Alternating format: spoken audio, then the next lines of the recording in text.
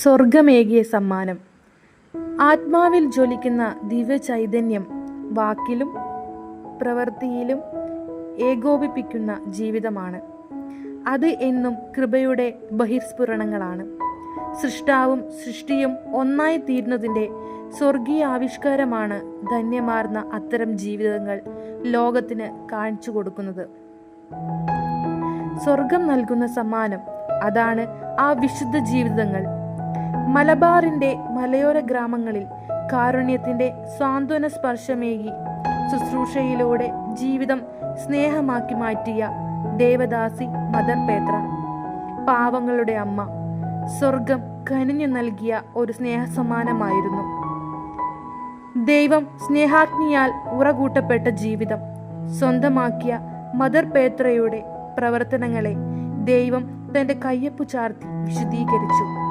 തൊട്ടതെല്ലാം പൊന്ന് എന്ന അറബി കഥയിലെ സാരം മദർ പേത്രയുടെ ജീവിതത്തിൽ അനുദിനവും ദൃശ്യവൽക്കരിക്കപ്പെട്ട യാഥാർത്ഥ്യമായിരുന്നു.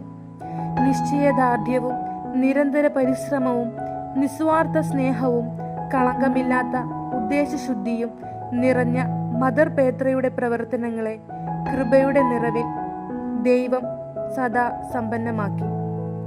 സൃഷ്ടപ്രപഞ്ചവും സൃഷ്ടിയുടെ മകുടമായ മനുഷ്യനും ദൈവമഹത്വത്തെ പ്രകീർത്തിക്കുന്നു എന്ന സങ്കീർത്തന വചനം തനിക്കു ചുറ്റിലും ദൈവിക പ്രഭാവം ദർശിക്കുന്നതിന് പേത്രയ്ക്ക് പ്രചോദനമായി. പ്രകൃതിയെയും ജീവജാലങ്ങളെയും സഹചരെയും സഹാനുഭാവത്തോടെ കാണുവാനും ഉൾക്കൊള്ളുവാനും ശുശ്രൂഷിക്കുവാനും മദർ പേത്രയെ ശക്തയാക്കിയത് അവളുടെ ഈ ജീവിത ദർശനം തന്നെയായിരുന്നു.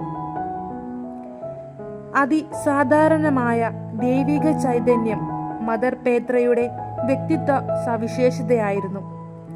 ദൈവമഹത്വത്തിനു വേണ്ടി ഒത്തിരിയേറെ കാര്യങ്ങൾ ചെയ്തു തീർക്കേണ്ടതിൻ്റെ ആവശ്യകതയും തിരിച്ചറിവുകളും അവളെ വിശ്രമം അറിയാത്ത മിഷണറിയാക്കി മാറ്റി.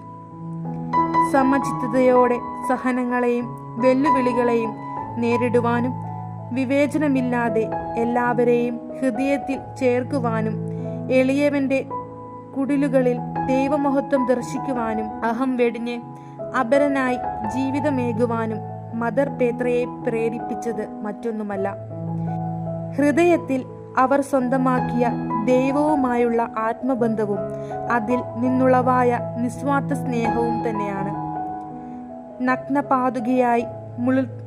നഗ്നപാതുകയായി മുൾപടർപ്പുകളിലൂടെ നടന്നു നീങ്ങിയപ്പോഴും അവളുടെ പാദങ്ങളിൽ നിന്ന് ഉതിർന്നു വീണ രക്തത്തുള്ളികൾ മണൽത്തരികളെ ഈറനണിയിച്ചപ്പോഴും മദർ പേത്ര നോവറിഞ്ഞില്ല.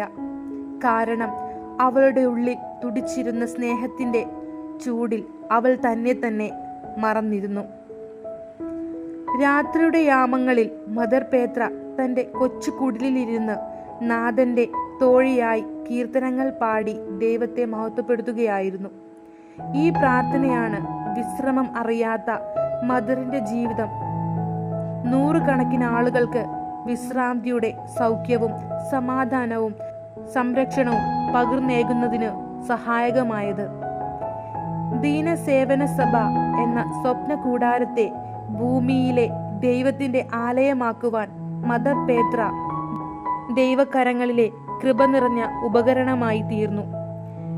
ദൈവം മനുഷ്യനിൽ നിന്നും ആഗ്രഹിക്കുന്ന ഹൃദയ പരമാർത്ഥത എന്ന സവിശേഷ ഗുണം മദർ പേത്രയിൽ നിറഞ്ഞു നിന്നിരുന്നു. അതിനാൽ തന്നെ നിരന്തരമായ ദൈവിക സ്മരണയിലും അവിടുത്തെ ദർശനഭാഗ്യത്തിലും ജീവിക്കുവാൻ ഇഹത്തിലും പരത്തിലും ദൈവസാന്നിധ്യത്തിൽ വലയം പ്രാപിക്കുവാനും മദർ പേത്രയ്ക്ക് സാധിച്ചു.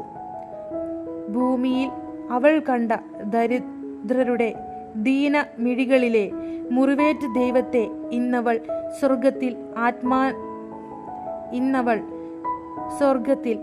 ആത്മനാഥനിൽ ഒന്നായി ചേർന്നതിൻ്റെ ദിവ്യാനുഭൂതികളോടെ മുഖാമുഖം ദർശിക്കുന്നു. സ്വർഗമേകിയ സ്നേഹസമ്മാനം സ്വർഗീയ വൃന്ദത്തോടൊന്നായി തൻ്റെ സ്വർഗീയ മണവാളന്റെ സന്നിധിയിൽ നമുക്കായി പ്രാർത്ഥനകളും യാചനകളും സമർപ്പിച്ച് ഇന്നും കൃപയുടെ നീർച്ചാലുകളായി പരിലസിക്കുന്നു.